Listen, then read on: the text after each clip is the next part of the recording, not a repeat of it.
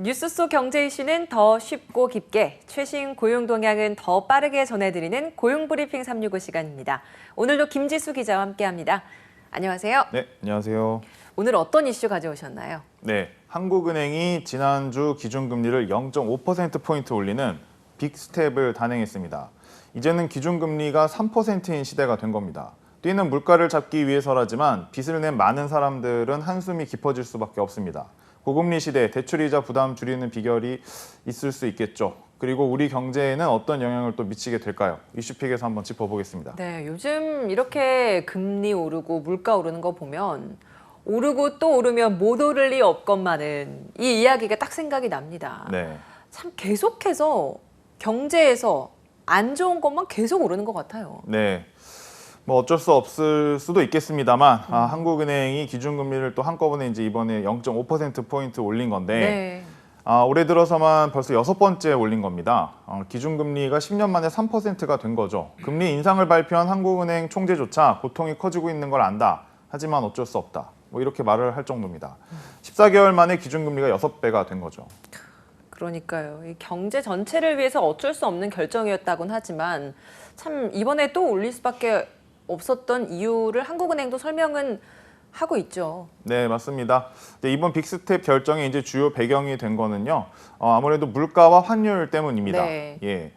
실제로 물가 상승세가 조금 꺾이긴 했지만 여전히 5%보다 높은 상황이고요. 환율도 계속 올라서 수입 물가 상승은 물론 외환 위험도 좀 커지고 있다. 이제 이렇게 밝힌 거죠. 무엇보다 미국의 금리 인상 속도가 예상보다 빠르다는 점도 영향을 끼친 겁니다.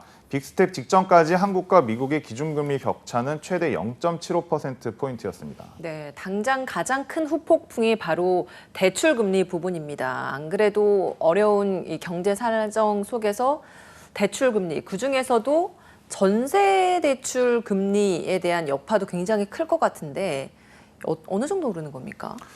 네, 지난해만 해도 이제 3% 초반이었습니다. 네.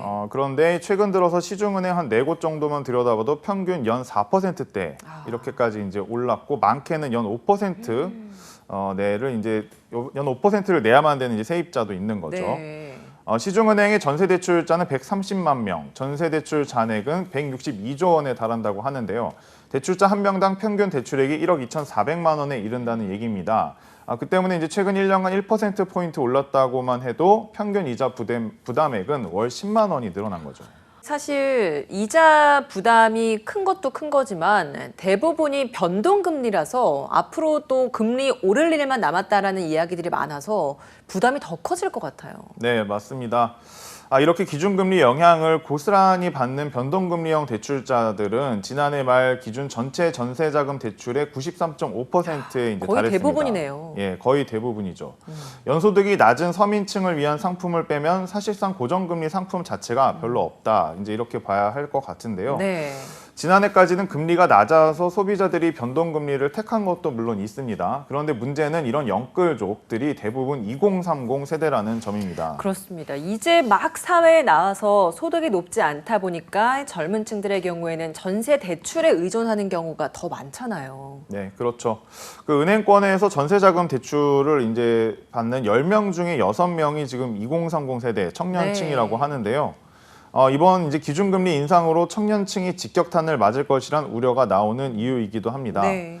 청년층이 재산을 모아가기는커녕 빚 부담에 더 힘들어지게 되는 상황이죠. 그래서 당장 정부에서도 지난달부터 신청받는 안심 전환 대출에 전세 대출도 넣어야 한다. 이제 이런 이야기가 나오고는 있습니다. 현재는 집을 산 사람만 해주고 있어서 조건이 좀 까다로운 편이고 전체 예산의 한 10% 정도만 신청이 지금 들어왔다. 사실 좀 실적이 부진한 상황이죠. 예. 그러니까 여기에 이제 전세 대출자에게까지 그 폭을 넓혀서 더 많은 이들에게 혜택을 보게 하자. 이제 이런 이야기인데 어떻게 진전이 될지는 좀 지켜봐야 될 것 같습니다. 네, 당장 닥친 고금리 시대에 대처할 수 있는 또 다른 방법 어떤 게 있을까요? 네, 일단은 전문가들이 이야기하는 것으로는요, 이제 좀 정부 상품을 좀 잘 살펴봐야 할 필요가 있다. 정부 이렇게, 상품이요? 예, 정부가 제공하는 그런 상품들이죠. 네. 최근에 이제 정부에서는 청년과 신혼부부들을 위해서 버팀목 전세 대출의 한도와 보증금을 상향 조정을 했습니다. 그래서 만약에 이 조건에 부합한다면 사실상 거의 무조건 이 상품을 먼저 이용하는 것이 좋은 것이죠. 어. 금리가 1.2%에서 2.1% 정도 사이에 형성이 되어 있기 때문에 시중 은행과 비교하면 거의 절반에 가까운 그런 수준입니다. 그렇네요. 네, 혜택을 받을 수 있는지 자격 요건을 먼저 따져 보시는 게 좋을 것 같습니다. 네, 이 정부가 내놓는 상품들 주목하라는 말씀 해주셨고 전세자금 대출도 어렵지만 또 다른 힘든 분들 바로 코로나19 때문에 버티고 버티다가 여러 군데에서 대출을 낸 우리 자영업자분들 아니겠습니까? 네, 맞습니다. 아무래도 이제 대출의 어떤 취약고리를 꼽자면은 말씀하신 대로 바로 그 자영업자 가구를 네. 꼽을 수밖에 없을 텐데요. 네. 가계 부채 이자 부담이 지금 17조 5천억 원대에 이른다. 이제 이런 추산도 나오고 있고요. 그동안에도 대출 만기 연장과 상환 유예 등의 제도로 이제 좀 간신히 버텨오던 그런 상황이었다고 봐야겠죠. 이렇게 고금리 시대라면 더 버티기가 좀 어려울 것이다라는 우려가 나오고 있습니다. 그러게요. 그 여파가 더 커지기 전에 정부의 대책 마련이 좀 절실해 보입니다. 기업들도 이자 부담 상당히 커졌다고 하던데 기업들 상황은 좀 어떤가요?